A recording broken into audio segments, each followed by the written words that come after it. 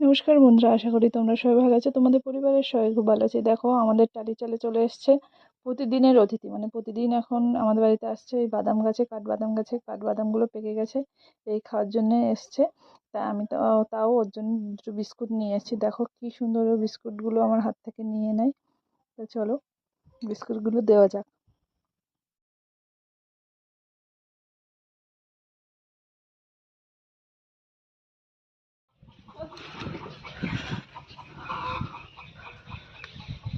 এই যে excuse me,